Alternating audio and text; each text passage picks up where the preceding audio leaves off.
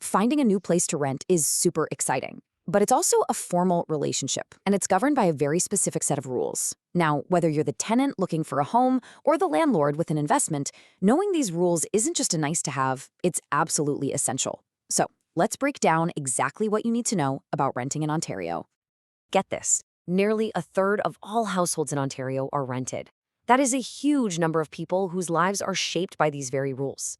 From tenants who need a stable home to landlords managing a major asset, the whole system really hinges on everyone understanding their part in it. All right, so here's our game plan. We're going to cover 5 key areas to get everyone on the same page. First, the basic lingo, the language of leasing. Then, we'll dive into the single most important document, the standard lease. After that, we'll look at the playbook of rights for both landlords and tenants, tackle the unique rules for second suites, and finally, cover how a tenancy officially ends. Let's get started. Okay, first things first, let's talk about the language of leasing. This might seem a little basic, but trust me, getting these terms right from the get-go is the best way to avoid some major confusion and disputes down the road. So the landlord, or lessor if you want to get technical, is just the owner of the property. Simple as that. This could be an individual person or it could be a massive corporation. They're the ones who hold the title and give someone the right to live there for rent. And then, of course, on the other side, you've got the tenant, also known as the lessee. This is the person, or maybe a group of people, who pays rent for the right to call that place home. And for the length of that lease, it is legally their home. Okay, now this is a really, really important one to get right. An agreement to lease is kind of like the initial handshake on paper. It's where you hash out the key terms before anything is final. But the lease itself, the tenancy agreement, that is the final legally binding contract. Think of it this way. The agreement is the blueprint. The lease is the actual foundation of your entire legal relationship. All right, let's get into what is probably the single most important document in Ontario's rental world. If renting were a game, this is the official rulebook. And here's the thing, it's not optional. Everyone has to play by it. So what you're looking at here is Ontario's mandatory standard lease. Ever since 2018, pretty much every residential rental agreement in the province has to use this exact form. The whole idea was to get rid of all the confusion and create one clear, consistent contract for everybody. So why make it mandatory? Well, it's all about leveling the playing field. It clearly spells out everyone's rights and responsibilities, which helps stop landlords from slipping in illegal clauses, like, say, a blanket no pets rule. It gets rid of those vague he said, she said verbal agreements and replaces them with the solid contract, which honestly just saves everyone a ton of time, money, and stress. And believe me, this rule has some serious teeth. If a landlord tries to use some other agreement, the tenant can formally request the standard lease in writing. Then a clock starts ticking.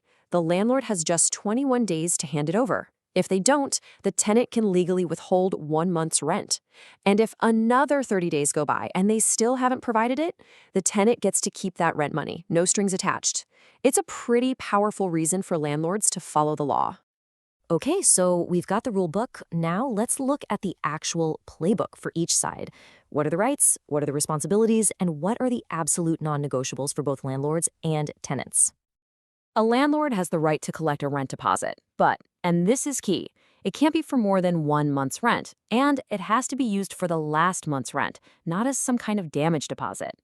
They can also increase the rent, but only once a year and only by the official guideline amount. And their core job? Keep the property in good shape and, of course, provide that standard lease. Now, there are also some hard lines a landlord absolutely cannot cross. These are the big no-nos. They can't just shut off vital services like heat or water.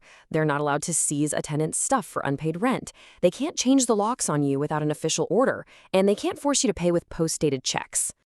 Okay, let's flip over to the tenant's playbook. The biggest right here is something called security of tenancy.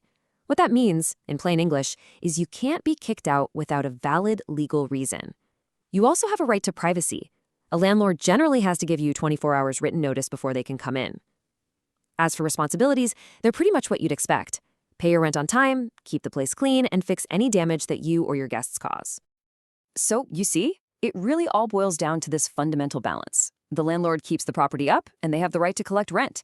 The tenant pays that rent, and they have the right to live there securely. When both sides hold up their end of the bargain, the whole system just works. It's a partnership, defined and protected by law.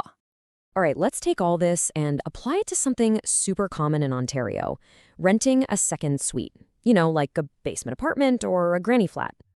Yeah, we're talking about those self-contained living spaces that are built inside or attached to a bigger house. They are a massive part of the rental market, but they come with a very specific checklist of rules to make sure they're both legal and, more importantly, safe.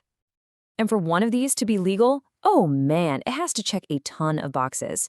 It's got to comply with local zoning, meet provincial building and fire codes, which covers everything from ceiling height to fire escapes, and it has to pass an electrical safety inspection. These aren't just suggestions, they are absolute, non-negotiable safety standards. And on top of all that, cities can add their own rules. Let's take Toronto, for example. A local bylaw there says you can't have more than one person for every 9 square meters of living space. It's a really clear rule designed to prevent dangerous overcrowding. Okay, last chapter of the tenancy story. What happens when it's time to move out? Well, the rules for ending a tenancy are just as strict, and they create a very different set of options depending on whether you're the tenant or the landlord. And this is where you see the biggest difference in power. A tenant can choose to leave just by giving the right amount of notice, usually 60 days. But a landlord can't just wake up one day and decide they want their property back. Nope, they can only end a tenancy for a small handful of specific, legally approved reasons. So what are these valid reasons? Well, we're talking about things like a tenant consistently not paying rent, or if the landlord or a new buyer actually needs to move in themselves. And notice how things that cause a major disruption, like demolition, require a much longer notice period, at least 120 days.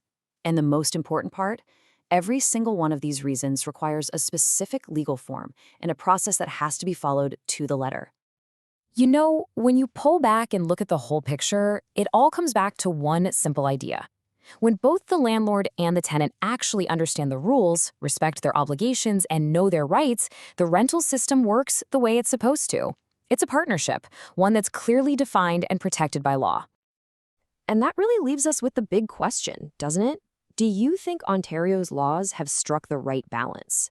Do they properly protect a tenant's right to a stable home while also protecting a landlord's rights as a property owner? That's the central debate at the heart of the entire housing conversation.